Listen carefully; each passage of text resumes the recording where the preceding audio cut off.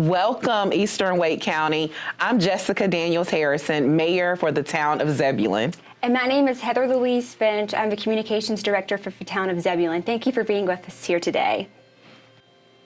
Today we're kicking off the Mayor's Minute. It's a new television show which focuses on the Mayor's goals and the Mayor's real vision for the Town of Zebulon. So let's get started. You ready? Let's do it. Okay. So, Mayor Harrison, welcome to the very first episode of the Mayor's Minute.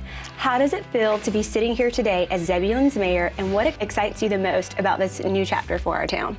Wow. Well, sitting here as the new mayor of Zebulon for me is, it's humbling. It's an extremely humbling experience, but I'm just excited to be able to lead the community that has invested so much in me. I am a native of Zebulon. I grew up here. I'm raising my family here. And so to lead this community just means so much to me. And I'm just excited to get to work. There's so much opportunity in Zebulon right now that we have a great future ahead of us. So you were sworn in on December 6th. Yeah. How's it going so far? Busy. Very busy. I was sworn in on December 6th along with the rest of our board, great board. And, so far we have just been putting the, plowing forward, getting things done. So we've done a lot. It's just been busy, just ensuring that we bring collaboration, we bring community resources to Zebulon, and we build partnerships with our neighbors. That's what we're really focusing on right now. Awesome. So you introduced something called the Real Zebulon during your campaign. The Real Vision for Zebulon, rather. Mm-hmm. For our viewers, what does REAL stand for, and why did you choose to lead your administration with this framework? Okay, so the REAL was an acronym, and so REAL, the R was for regional partnerships, the E was for economic development, the A is for academic and youth services, and the L is for local infrastructure. And those are the four pillars, the four visions, the four things that I believe will lead us to being a more thriving community, because we're already thriving, we're already doing well. I believe in partnerships. Right now I am very adamant about strengthening our partnerships across the county, across the state, and especially with our federal partners. I actually will be meeting with Congresswoman Ross soon just to talk about what we're doing in Zebulon and what the needs are. We have we're standing in the middle of opportunity right now. A thriving, growing town. Economic development is on the horizon, and it's so important for where we are right now. What I really want our economic development and our businesses to know is that we're here and we care. We want more businesses. We want more places for our citizens to eat, to play. We want a community that is home to everyone. So you just talk about partnerships. Tell me, why are regional partnerships so important for our town? Because right now Zebulon is on a brink of something we've never experienced before. Growth like we've never experienced before. And in order for us to go out and to grow smart, but continue to keep our small town charm and atmosphere, we have to have partnerships with those in the region, because that will help strengthen not just our economic priorities, but also our infrastructure. I believe that when the leaders in this region come together, it gives us more opportunity to go and to make requests, to see the needs, and to bring this part of Wake County to the table. And I'm committed to doing that.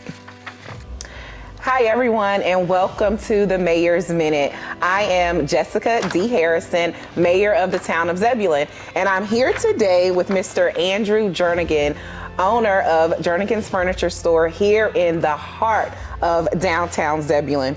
So Jernigan's Furniture has recently opened here, and it was actually remodeled from our former Whitley Furniture building.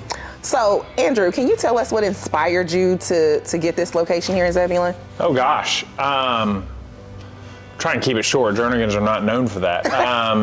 It's historical. It's a romantic location. It has a magical essence to it.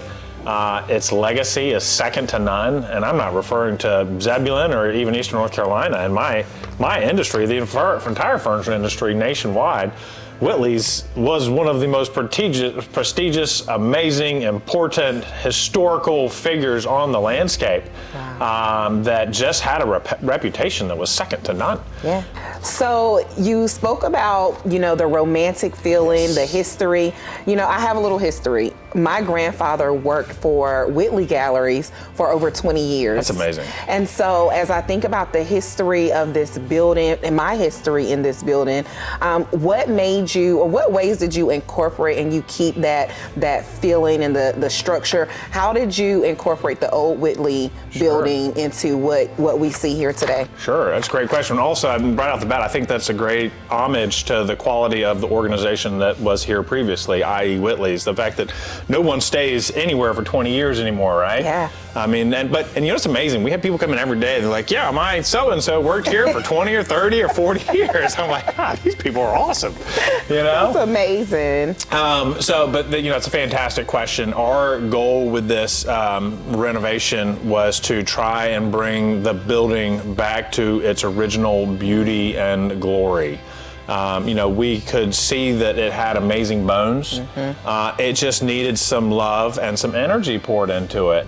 We really didn't know, we definitely did not know what we were getting into. I think I kind of briefly joked earlier, I made the one mistake you're never supposed to make in real estate, which is that you never fall in love with it. If you do, you'll always overpay. And we totally fell in love with this place. And what should have been a 45 to 60 day renovation turned into a 7.5-month renovation, and we won't talk about the money, but boy, we fell in love with this place. We had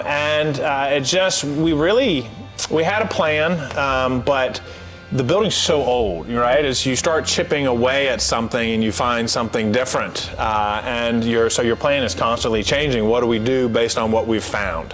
And that was literally every day in here was like going through a history lesson. In fact, I remember I was in here one day with some of our workmen, and Nell, she was here more often than I was. It was great because she'd give me the feedback of like the updates for the day.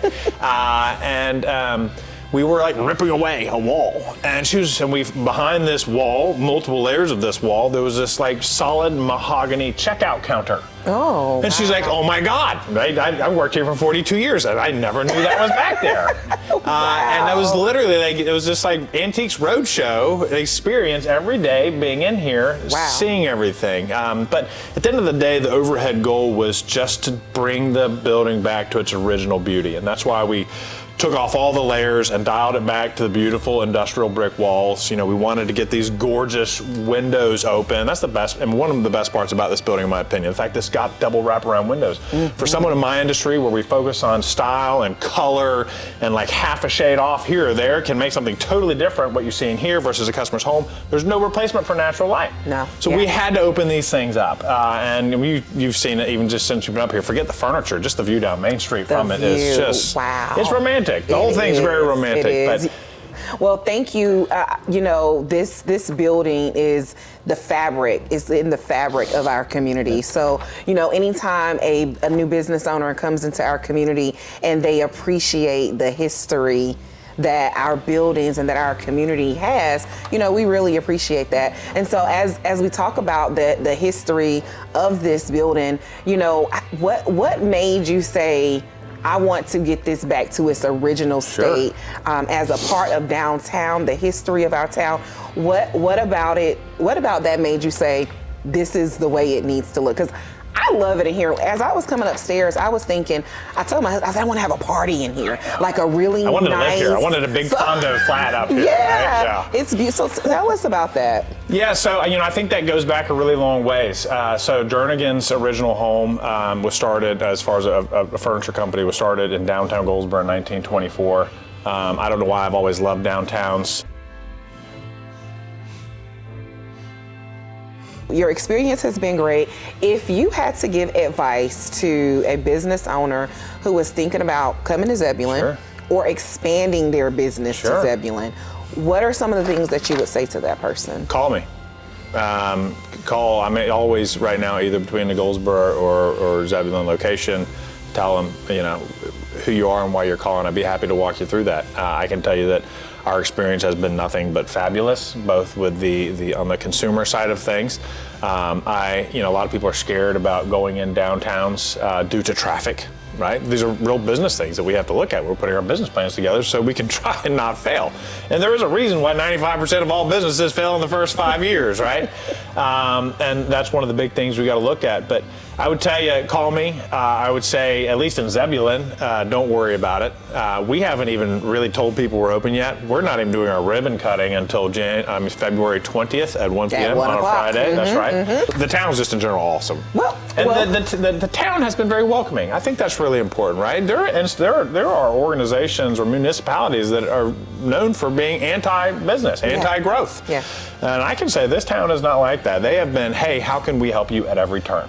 Well, hey, Zebulon, let's continue to welcome our business owners with open arms and warm hearts. If there was one or two or however many things you would like to leave our community, what would you want to say to the community that has welcomed you all here?